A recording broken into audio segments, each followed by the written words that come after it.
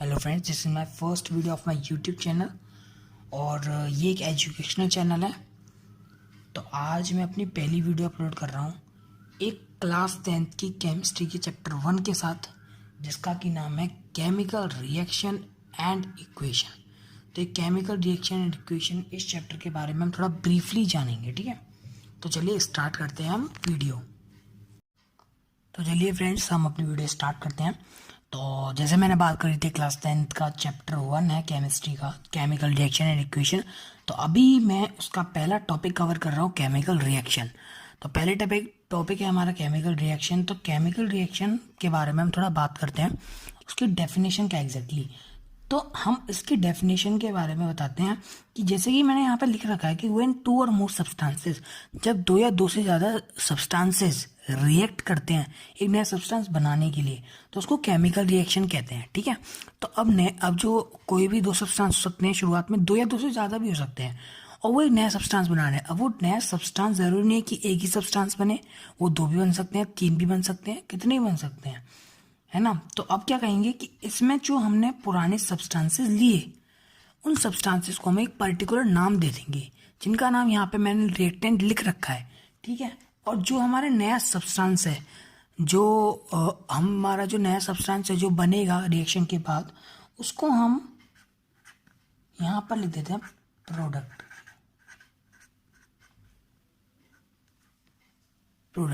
यानी कि जो रिएक्शन से पहले था वो हो गया हमारा रिएक्टेंट, और जो रिएक्शन के बाद जो नया सब्सटेंस बना वो हमारा हो गया प्रोडक्ट।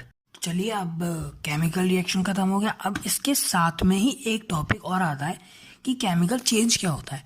तो केमिकल चेंज हम कह सकते हैं कि केमिकल चेंज एक वो चेंज हो गया जो रिएक्टेंट और प्रोडक्ट में हुआ। समझे कैसे कि जैसे मैंने यहाँ पे लिखा कि the change in substance before the reaction, now substance before the reaction is the reactant and the substance after the reaction is the product. So we can also write it as in the change in reactant and product is called chemical change. तो reactant और product में जो change आता है उसे हम chemical change कहते हैं, यानी कि substance before the reaction and after the reaction, इनमें चेंज आ गया, उसे हम केमिकल चेंज कहेंगे। तो अब आता है हमारा अगला टॉपिक, केमिकल इक्वेशन, ठीक है। ये केमिकल इक्वेशन हम यूज़ करते हैं किसी भी रिएक्शन को सिंपल और शॉर्ट फॉर्म में रिटन में लिखने के लिए। किसी रिएक्शन को रिटन में सिंपल और शॉर्टली लिखना है भाई, केमिकल इक्वेशन का यूज़ कर लेते हैं हम, ठीक है। तो केमिकल इक्वेशन का यूज़ काफ़ी है, क्योंकि हम हर बार ऐसा नहीं हो सकता कि हम जो केमिकल रिएक्शन हमने किया है उसको एकदम बहुत डिस्क्रिप्शन में भैया बहुत लंबा लंबा लिखें। There is a lots of time waste, इससे बहुत टाइम वेस्ट हो जाएगा। इसलिए हमने क्या किया, केमिकल इक्वेशन एक चीज़ बनाई जिसमें कि हम उसके लिख देंगे कि हमने क्या क्या यूज़ किया और कैसे इसका रिएक्शन हुआ, वो सब मैं अभी आपको बताऊंगा। सिंपल एंड शॉर्ट लिखा जाएगा। Simple and shortly written form of any reaction is called chemical equation. तो चलिए, अब हमने केमिकल इक्वेशन के बारे में बात कर ली है, तो अब हम बात करते हैं कि अब उसे लिखें कैसे। तो हम अगर देखा जाए तो हम दो तरीके से उसे लिख सकते हैं, एक इन वर्ड फॉर्म, पहला इन वर्ड फॉर्म और दूसरा इन सिंबल फॉर्म। दो तरीके से लिख सकते हैं, in word form and in symbol form. तो मैं इनको ब्रीफली समझाता हूँ। पहले हम वर्ड फॉर्म को ले लेते हैं। तो चलिए, अब हमने केमिकल इक्वेशन के बारे में बात कर ली है, तो अब हम बात करते हैं कि अब उसे लिखें कैसे। तो हम अगर देखा जाए तो हम दो तरीके से उसे लिख सकते हैं, एक इन वर्ड फॉर्म, पहला इन वर्ड फॉर्म और दूसरा इन सिंबल फॉर्म। दो तरीके से लिख सकते हैं, in word form and in symbol form. तो मैं इनको ब्रीफली समझाता हूँ। पहले हम वर्ड फॉर्म को ले लेते हैं।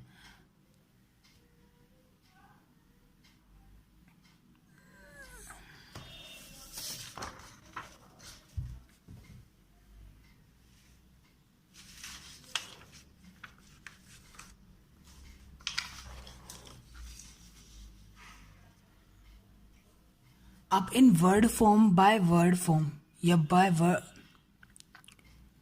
वर्ड या इन वर्ड फॉर्म में हम लिखेंगे तो हम उसे लिखेंगे कैसे? तो हम केमिकल इक्वेशन को लिखेंगे जैसे कि अभी हमने सोचा कि जैसे कि हमने लिया, जैसे पहला हमने किया by word and in word form. Word form में हम कैसे लिखेंगे? जैसे कि हमने सोचा कि एक मैग्नीशियम है,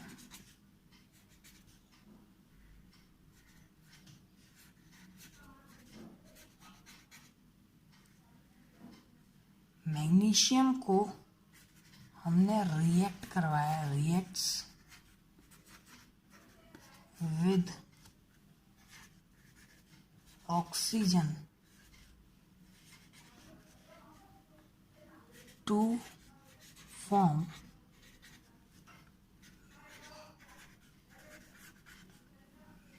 मैग्नीशियम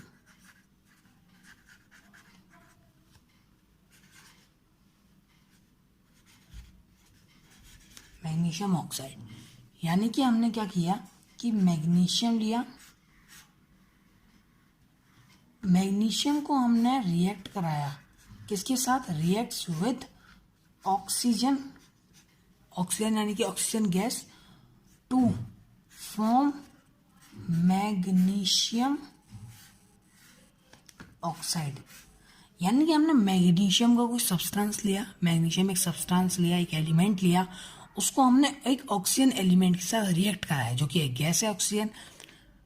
तो ऑक्सीजन के साथ जब हम इसे रिएक्ट कराएंगे तो हमारा ये इस तरह का मैग्नीशियम ऑक्साइड बन जाएगा, हमारा ये मैग्नीशियम ऑक्साइड तैयार हो जाएगा। तो अब क्या है कि ये एक हो गई केमिकल रिएक्शन, रिएक्शन हुई दो, ये है मैग्नीशियम पहला सब्सटेंस, ऑक्सीजन दूसरा सब्सटेंस, इन दोनों ने किया रिएक्शन और बना एक नया सब्सटेंस जिसका नाम है मैग्नीशियम ऑक्साइड। ठीक है, तो बाय वर्ड अगर हम इसे लिखें तो हम बस खाली इसे इस तरह लिख देंगे कि हम पहले जो लेफ्ट हैंड साइड है ना, उधर हम पूरा रिएक्टेंट्स लिख देंगे। रिएक्टेंट्स हमारे क्या क्या है? एक तो मैग्नीशियम है, तो मैग्नीशियम लिखते हैं। पहले बात तो सॉरी, ये मेरे से गलती हो गई, ये आई नहीं आएगा इधर, ये इधर ई आएगा। ठीक है, ऐसे इधर होगा, सॉरी फॉर द मिस्टेक। तो मैग्नीशियम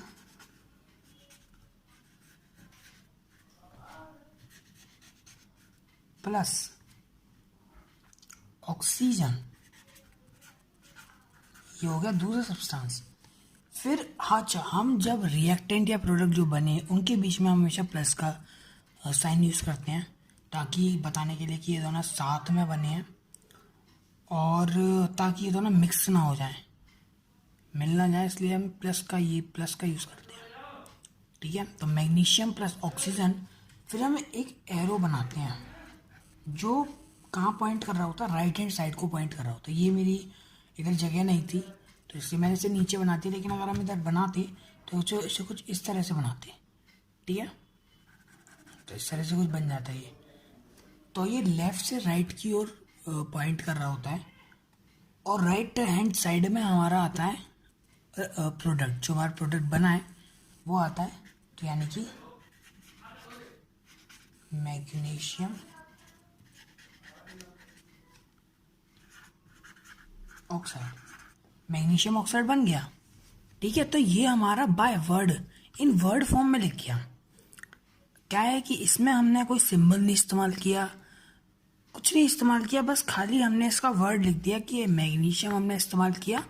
मैग्नीशियम और ऑक्सीजन रिएक्टेंट थे जिनको कि हमने लेफ्ट हैंड साइड में लिखा, और जो प्रोडक्ट होता है वो हमारा राइट हैंड साइड में लिखा जाता है। और प्रोडक्ट या रिएक्टेंट को अलग अलग करने के लिए उन दोनों में दो रिएक्टेंट्स है, दो प्रोडक्ट को अलग अलग करने के लिए हम इस प्लस एडिशन वाले साइन को यूज़ करते हैं। और हम रिएक्टेंट वाले हिस्से को प्रोडक्ट वाले हिस्से से अलग करने के लिए इस एरो का यूज़ करते हैं, जो कि राइट की ओर पॉइंट आउट कर रहा होता है। ठीक है, this is in word form. अब हम आते हैं इन द सिंबल फॉर्म।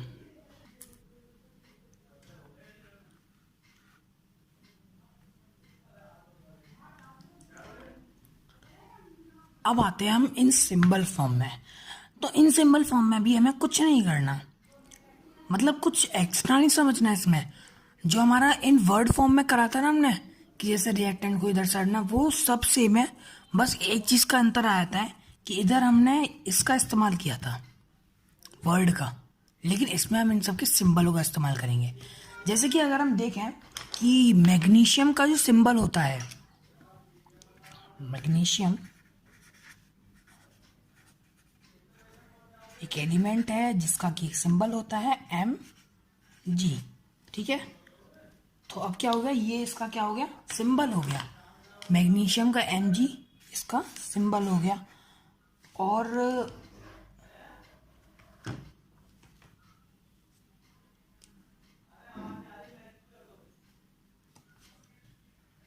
और अब इसमें ऑक्सीजन जो है उसका जो हमारा सिंबल होता है वो हमारा O2 होता है, ऑक्सीजन गैस का।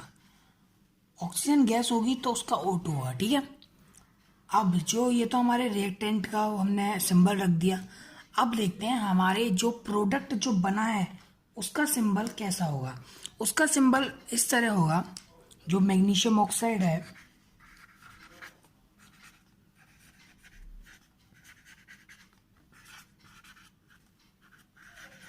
मैग्नीशियम ऑक्साइड का होगा MgO, यानी कि MgO जो है मैग्नीशियम ऑक्साइड का।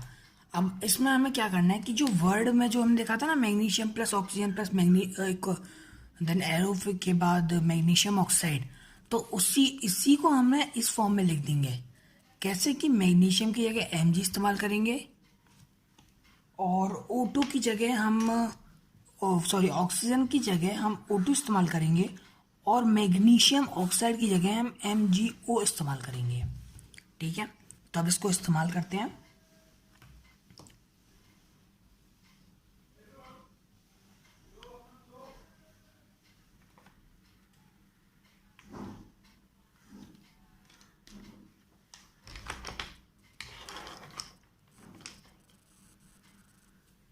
तो ये कुछ इस तरह से बन जाएगा कि Mg plus O2 together makeup MgO after the reaction. तो ये हमारा हो गया इन सिंबल फॉर्म। अब इसमें हम थोड़ा सा अगले टॉपिक के बारे में इसी में कुछ चीज़ बता देता हूँ। इधर हम देखें तो जो ऑक्सीजन है उसके दो एटम्स हैं। इधर जो रिएक्टेंट है उसमें ऑक्सीजन के दो एटम्स हैं और मैग्नीशियम का एक है। लेकिन वही हम RHS पे देखें, जहाँ पे हमारा प्रोडक्ट लिखा हुआ है, उधर Mg का जो है एटम वो एक है, लेकिन इधर क्या था, ऑक्सीजन का एटम दो था, इधर ऑक्सीजन का एटम एक हो गया। तो ये अनबैलेंस्ड इक्वेशन है। तो अब हम अगले टॉपिक में इसको बैलेंस करना सिखाते हैं। तो चलिए अगले टॉपिक की तरफ चलते हैं। तो चलिए अगले टॉपिक की तरफ आते हैं, इसका नाम है बैलेंस्ड इक्वेशन। जो हमने पिछले टॉपिक में एग्जांपल लिया था वो हम इसे दोबारा से ले लेते हैं। वो एग्जांपल था कि magnesium plus O2 together react with to make MgO, ठीक है।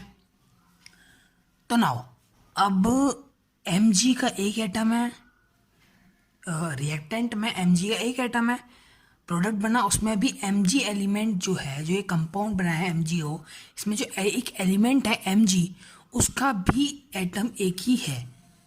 यहाँ पे 1 लिखा होता है, वो हम लिखते नहीं है, 1 अगर होता है तो हम उसे नहीं लिखते हैं। और इधर है ऑक्सीजन के दो एटम्स, इधर ऑक्सीजन के दो एटम्स। तो अब दो एटम्स इधर हो गए, लेकिन इधर जो कंपाउंड बना रिएक्शन के बाद उसमें जो एलिमेंट था ऑक्सीजन, उसका खाली एक एटम था। तो ये अनबैलेंस इक्वेशन है, जहाँ पे नंबर ऑफ जो एटम्स हैं वो रिएक्टेंट और प्रोडक्ट के इक्वल नहीं है। जो रिएक्टेंट और प्रोडक्ट के नंबर ऑफ एटम्स है वो इक्वल नहीं है। तो हम इसको इक्वल करना सीखेंगे। पहले हम इक्वेशन को अपना पूरी तरीके से लिख सकते हैं। हमेशा इक्वेशन को अगर बैलेंस करना है ना, तो हमेशा उन्हें सिंबल में लिखना पड़ेगा। अगर हम उसे वर्ड में लिखेंगे ना, तो हमें ऑक्सीजन है, ऑक्सीजन हमें कहाँ पता लग पाता कि O2 है या O है। तो इसलिए हमें इसे बाय सिंबल लिखना पड़ेगा, ठीक है। तो ना अब हम एक टेबल बनाते हैं। उस टेबल में क्या होगा कि एक तरफ हम लिखेंगे number of atoms on LHS, number of atoms on LHS, ठीक है। और दूसरी तरफ हम बनाएंगे नंबर ऑफ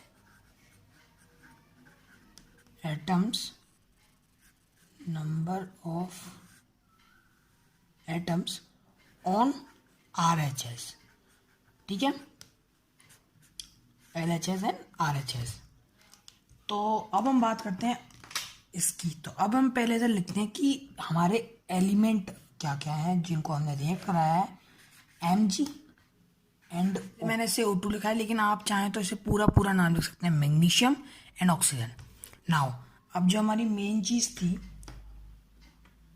कि नंबर ऑफ एटम्स, तो number of atoms on LHS यानी कि रिएक्टेंट वाली साइड। रिएक्टेंट वाली साइड में मैग्नीशियम के कितने एटम्स हैं? 1। और नंबर और ऑक्सीजन के कितने हैं? 2। अब यहाँ पर कितने हैं Mg के? 1। लेकिन यहाँ पर क्या हुआ कि यहाँ पे 2 नहीं है, यहाँ पर 1 है, ठीक है। तो अब हम इसको, ये जो हम मेथड अभी यूज कर रहे हैं, इसको हम हिट एंड ट्रायल मेथड कहते हैं। हिट एंड ट्रायल मेथड, जिस मेथड को हम अभी यूज कर रहे हैं उसे हिट एंड ट्रायल मेथड कहते हैं। तो इसे नोट कर लीजिएगा, ठीक है, हिट एंड ट्रायल मेथड कहते हैं। तो अब हमने क्या किया कि इन दोनों को, अब इसमें इन दोनों को इक्वल करना है। तो हम क्या करेंगे, अगर इसका 2 से मल्टीप्लाई कर दें RHS में तो क्या होगा? डबल हो जाएगा। तो इधर क्या हो जाएगा? 2 हो जाएगा। तो अब चलिए हम इसको करके देखते हैं। हमने लिया Mg + O2 MgO, ठीक है। तो अब हमारी बात क्या फिक्स हुई थी, फाइनल हुई थी कि अब हमें इधर 2 का मल्टीप्लाई इससे करना है। 2 का हमने सर मल्टीप्लाई कर दिया। कभी भी अगर याद रखो, कभी भी अगर हम 2 का मल्टीप्लाई अगर बैलेंस करने के लिए करेंगे तो उधर नीचे नहीं लगाएंगे। नीचे वो उसके हिसाब से ही दे रखा होता है, वो एलिमेंट में पहले से ही गिवन होता है। हमें अगर लगाना है तो हमेशा हम आगे लगाएंगे। और अगर हम खाली ये सोचे किसी कंपाउंड के एक एलिमेंट में ही लगाना चाहें तो वो हम नहीं कर सकते, हमें पूरे कंपाउंड पे लगाना पड़ेगा ना। पूरे कंपाउंड पे अब हम लगाएंगे तो 2 Mg हो जाएगा। Mg के भी 2 एटम हो जाएंगे और ऑक्सीजन के भी 2 एटम हो जाएंगे। अब क्या हुआ कि इधर ऑक्सीजन का तो इक्वल हो गया, ऑक्सीजन का तो इक्वल हो गया कि इधर O2 था, इधर भी O2 हो गया। लेकिन अब बात क्या हुई कि इधर 2 Mg हो गया, 2 एटम मैग्नीशियम के हो गए।